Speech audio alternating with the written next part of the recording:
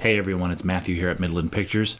I wanted to do a follow-up video today on my now viral video, the video that is blowing up the channel. We've added over 1,000 subscribers. The video has over 17,000 views. I'm getting a ton of feedback, including from you, Cody Warner. Thank you very much. I appreciate it. Love your channel, by the way. The video is the 9 tips for FCPX that feel like magic, Final Cut Pro 10 tutorial. So I'm going to do a follow-up, a sequel if you will, and show you a few more tricks in Final Cut that are going to feel like magic once you see them. I want you finding out about these magic tricks to make you feel like Luke did when he did the trench run on the Death Star and shot the proton torpedoes into the exhaust vent. I want you to feel like Lex in Jurassic Park when she's working on the computer to get the power back on. And Dr. Sattler is in the hallway in the bunker place with the power coming on, lights going on. Mr. Hammond, I think we're back in business. And then the Velociraptor jumps out and attacks her. And she's super scared, but okay, maybe not that part. And you know, there aren't any Velociraptors in Final Cut Pro 10, fortunately, or unfortunately. Maybe unfortunately. Velociraptors are pretty sweet. But anyway, that's the feeling I want you to have, of absolute power and domination over what you're trying to accomplish. Your back's up against the wall, you've got a big deadline, you're trying to get a vlog out, you've got a client video, and there's things in Final Cut that are just seem like they're in your way or slowing you down, and these tips and tricks are going to help you go, oh my gosh, how did I not know that before? Everything is different now. Now I can really get to work. And plus, you know, sequels sometimes are better than the original. The Empire Strikes Back, Godfather 2, Aliens, Back to the Future 2. Sorry, haters. I know there's a lot of haters on Back to the Future 2, but personally, I prefer that movie over the original. I love the original, but I just enjoy Back to the Future 2 a little bit more. All right, so enough. I'm just kind of endlessly rambling here. As we set up this video, you're all screaming at me, just get to the tips and tricks.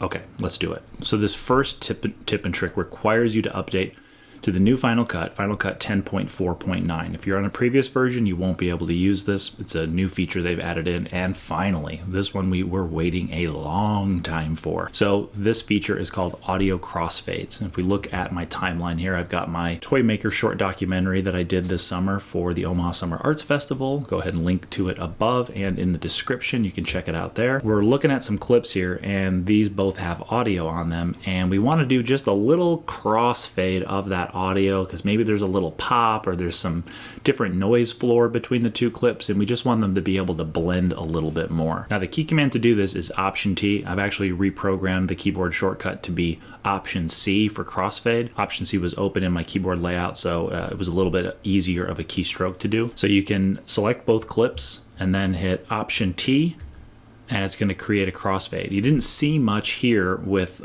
these clips, but if I zoom in, you can see that there's a crossfade applied. I'm going to undo it and show you again, and then put it back on. If you hit Control S on both of these keys, you'll see them plop down here, and they added some frames. Plop, what a weird word. Why would you say plop down here? These will expand down here, and you'll see where they've added some frames here to do the crossfade.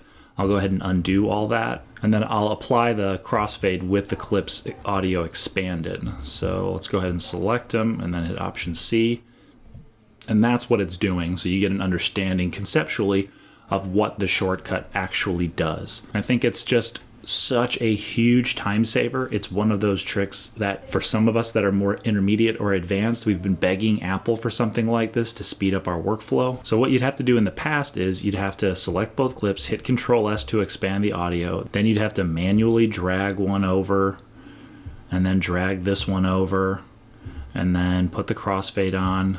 And there is a key command for applying a crossfade, so you could do this step a little bit faster. This was basically what you would have to do. And it gobbles up a lot of time, even over the length of a short documentary. So being able to do all that with one key command, that truly is magic. So my next magic trick you actually saw within me doing the first magic trick, and that's the Control S key command. For some of you beginners, this may be a little bit more magical for you, whereas our intermediate and advanced users already know about this key command. You may know also about the right-click menu that shows how you can expand audio components. There's a key command that does that a lot faster. So what I see in a lot of the Facebook forums and groups and different threads, Reddit, whatever, is people showing screenshots and they've detached their audio in order to crossfade them because they don't know how to kind of separate without detaching the audio from the clips in their timeline. So if you want to be doing crossfades or J and L cuts, you need to be able to drop that audio down so you can edit it independently of the video. And to be able to do that, you just hit Control S and it separates things while still keeping them linked. It expands it. And then you can drag out the audio without affecting the video.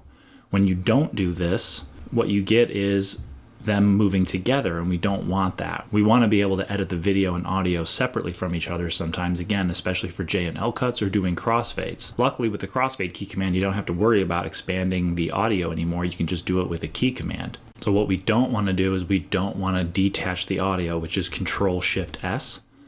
That actually separates the audio completely from the video, and unless you hit undo, you can't put it back. That seems simple, right? I can just hit undo and put it back. Well, let's say you do a bunch of edits and you've gone through, maybe spent 10, 15, 20 minutes, and all of a sudden you realize you need that audio reattached to the video. It's causing a problem, whatever it is. You can't put it back on. You have to actually do a whole replace thing to be able to put it back to the way it was. So for all of you beginning editors that want to edit the audio on a video clip independently of the video, you need to use the Control-S key command to expand the audio so you can edit it by itself and not affect the video. So that's my second magic trick for Final Cut Pro 10. So this next one is one that I literally just learned. There is a video editor out in LA who has worked with Avid for a long time. His name's Josh Beal, and he's got this awesome series called Hollywood FCP, where he's showing how Avid can do one thing one way, but Final Cut does it in a much better way.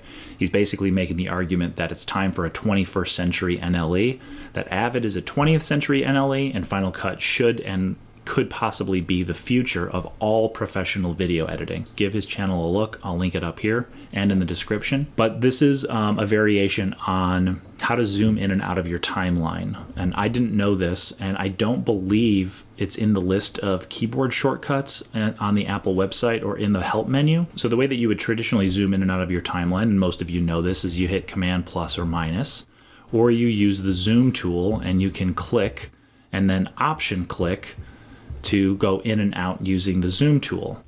I use Command plus and minus for the most part, or sometimes because I edit with a magic trackpad, I'll pinch to zoom and pinch back out to zoom out. And sometimes you want to very quickly zoom into a section of your edit and have the bulk of that section fill the frame. Well, Josh showed me a trick in his video where if you press and hold the Z key and then draw a box using click and drag or three-finger drag, it will zoom in to roughly the area of that box. This is awesome because I cannot tell you how many times I'm pressing Command plus plus plus to get down into a small area that I want to go into. What's interesting about the key command is it really tries to match the size of the box that you're drawing. The smaller the box you draw, the more zoomed in it's going to get.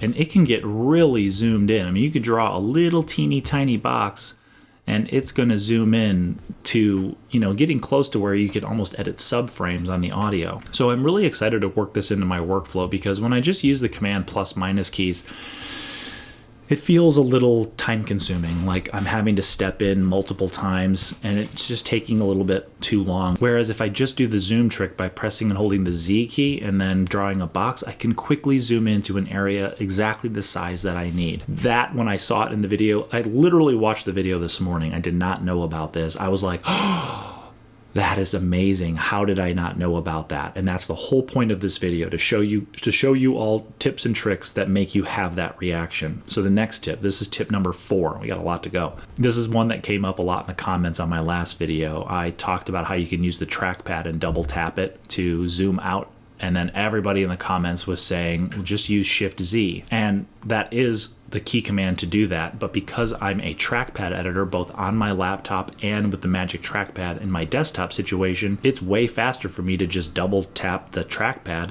to zoom all the way out on the timeline instantly. But for those of you who are using a mouse, when you're zoomed in like this and you want to quickly pop out, just hit Shift Z and you're good to go. So that's the 4th magic trick here in Final Cut, and I hope that for some of you who didn't know about that, you're like, oh, man, I'm a mouse editor. I didn't know you could do Shift Z. Now maybe you have a programmable mouse and you can program one of your sort of keys that you don't really use a lot on your mouse maybe to Shift Z and have it just pop you out on your timeline so you can see the whole thing in your timeline viewer. So the next magic trick I have, I'm pulling from my 7 tips and tricks to help you master the magnetic timeline. And this revolves around the tilde key. Now I did have someone in the comments in that magnetic timeline video mention where's the tilde key. They actually use a European keyboard. I tried doing some research into figuring out how the different keyboards, international keyboards, can use a tilde key, and I really got nowhere. So Apple, if you have anything that you can add to this, not that you're watching, but if you were, to help our non-QWERTY keyboard users locate the equivalent of the tilde key on their keyboards, that would be a huge help. If any of you out there know, drop it in the comments so we can help out our users that aren't using QWERTY keyboards. For those of you who are using QWERTY keyboards, the tilde key, remember, is the key immediately to the left of the number 1 key on your keyboard. So let's say I want to swap this clip here and I want to move it to this edit point, but I don't want this clip to go with it. Normally what I would do is I would click and drag, and then this is where people get frustrated with the magnetic timeline. They have to move this back over. So they have to do 2 things to be able to just move 1 clip. Well, you don't have to do that anymore because you can press and hold the tilde key and you'll see your cursor change. It has this little orange circle with a little letter in there, whatever it is. And you can click and drag and move that clip over without having to worry about the clip connection being messed up. When I found out about this, I was like, this changes everything. It shortens my editing time so much when I'm well into an edit and doing revisions, and it's going to be a huge helpful trick in my process. Absolutely magic. The next one is pretty straightforward. I've mentioned it in a couple other videos, but it's a way to change the duration of clips without having to click and drag the sides and get like the exact frame number down and all that. What you can do is you can click on a clip and hit Control D, and you'll see in your timecode window here underneath the viewer that it goes purple. And this tells you how many frames that clip is. But if you want to change it, now you can type in how many frames you want it to be. Let's say that this clip is 205, but you want it to be 3 seconds. Just type in 300 and hit enter, and it'll change it to 3 seconds in duration. Same thing for transitions. You can select them, hit Control D, and let's say we want them to be half as long. We want them to be 12 frames because I'm in a 24 frames per second timeline. So 24 frames equals 1 second. Half of 1 second isn't half a second, it's 12 frames. So I'm going to type in 12 and then hit enter, and both of them will change to 12 frames.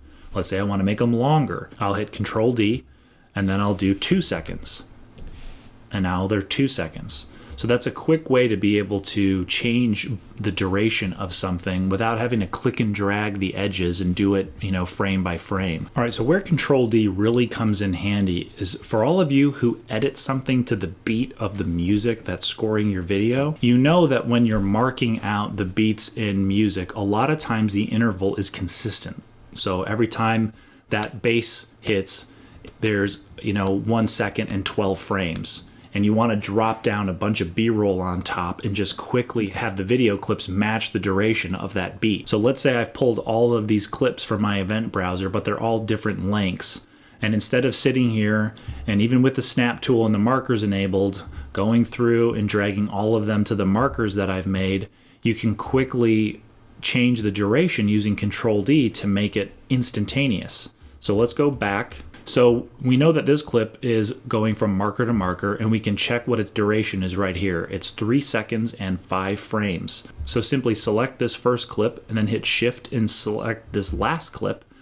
Then hit Control D, type in 305, and they're all set to 3 seconds and 5 frames. Control D to set custom durations for multiple clips, especially if you're someone who edits where you cut to the music. I do this all the time for the concert video content I enter for J-Lo and Gwen Stefani when I'm working on those shows. You have a music track, boom, boom, boom, boom, boom, and you want the images to cut to that music. This is a great way of figuring out what that interval is with the beat. Let's say it's, again, 1 second, 12 frames. And you want to drop a bunch of clips onto the timeline and immediately make them all 1 second and 12 frames. Control D is how you do it. absolute magic, a must-know thing. If you don't know it and aren't using it already, you got to start. All right, so this next one is something that will be magic if you come along with me on a journey to set up a custom key command for this feature. Now, I'm not going to do the step-by-steps for how to set up the custom key command, but I'll link to a video that shows you how to do that. And this feature has to do with slow motion clips, stuff that was filmed in 60 frames per second, 120 frames per second, 240 frames per second. You know that in Final Cut, and this is a little bit frustrating, that you can't view clips in your event browser that were filmed in, let's say, 60 frames per second. You can't view them in slow motion. You have to put them in a timeline and use this feature called automatic speed. What you normally have to do is, I've got 3 slow-mo clips here, 60 frames per second. You click on the clip, go to the retime menu here and choose automatic speed. That can be a slow process. You can select multiple clips and do automatic speed, but going into menus just is time consuming. So we want to set up a custom key command so we can just tell things to go automatic speed with an easy key command. So I set up my own key command to be Option Z. I mean, there are 2 keys that are right next to each other, so it's just a really easy key command to do. And the way that you go into your custom key commands is by going up to Final Cut Pro, Commands, Customize.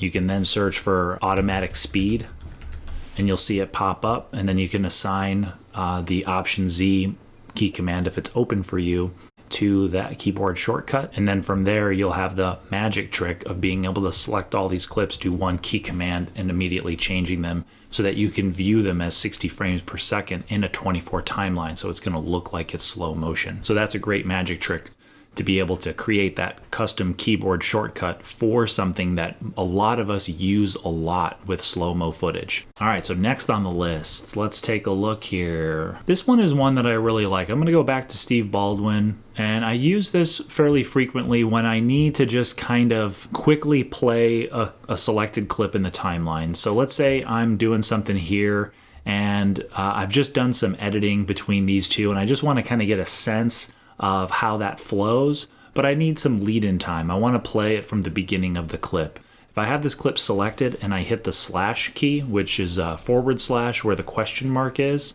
it'll play that clip from the beginning without you having to drag the playhead back over. Normally what you'd have to do if you hit the space, you got to come back here with a skimmer, or you can hit the semicolon key to go backwards to the left or forward to the right and then hit play.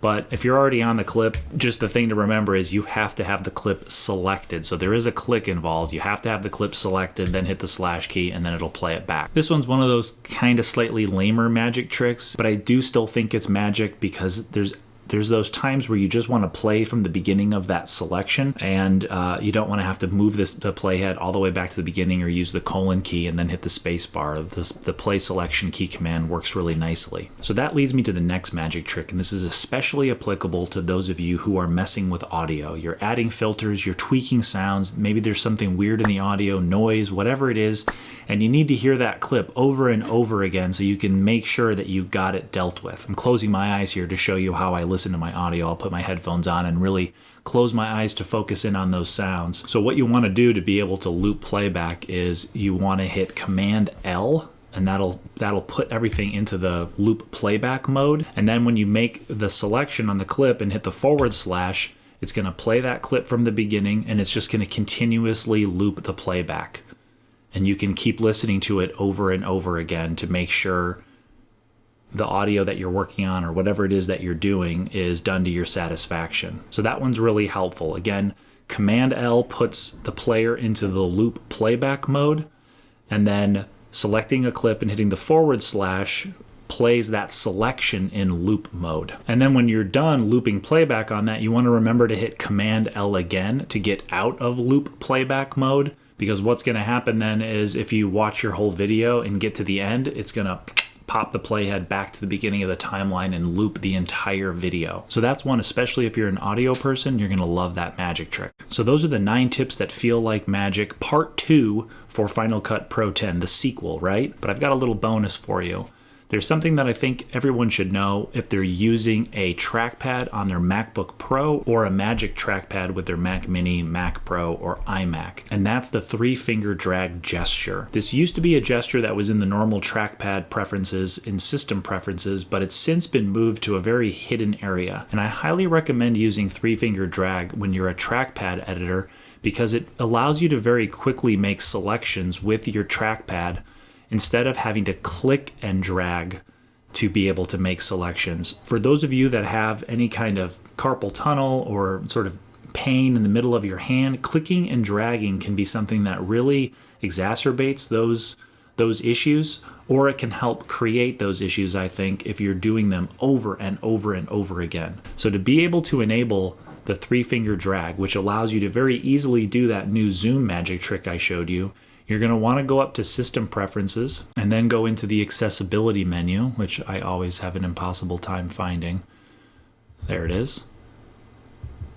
And then you're going to want to scroll down to your pointer controls, and then you're going to go into Trackpad Options, and you're going to say Enable Dragging by using a 3-finger drag.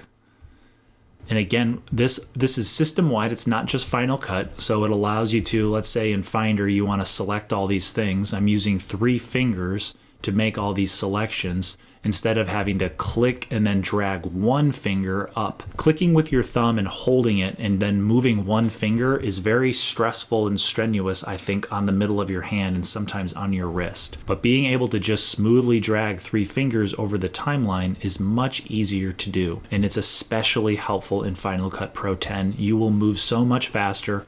Once you get used to it, you will go, this is magical. This is something I wish I was doing the whole time. This helps so much with being able to edit very quickly and for long periods of time without any kind of pain in your hand.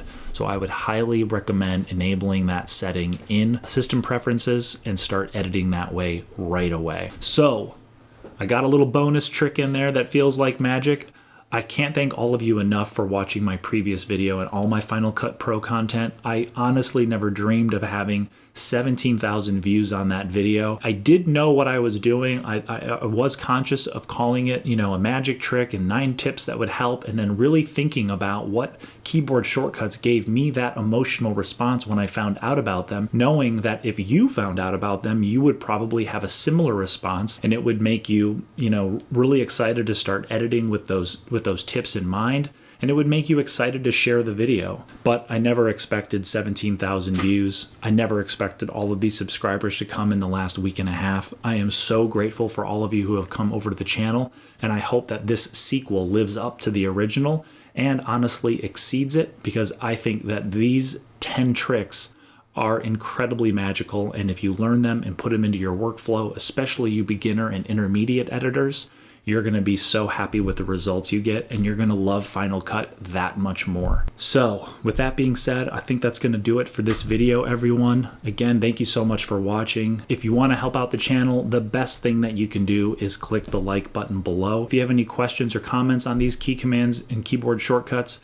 please hit us up in the comments below. If you're not a subscriber, and there are so many of you who aren't, click the subscribe button, hit the bell. You'll get notifications every time we upload a video. We've got lots of cool content coming in the future, especially Final Cut Pro 10 stuff, so you'll definitely want to subscribe to see future videos. That's going to do it. All right, I'm out of here. Until the next one, I'll see you all soon. I want you to feel like Ripley in Aliens when she puts the power loader on. Shoot, shoot, shoot. Get away from her, you.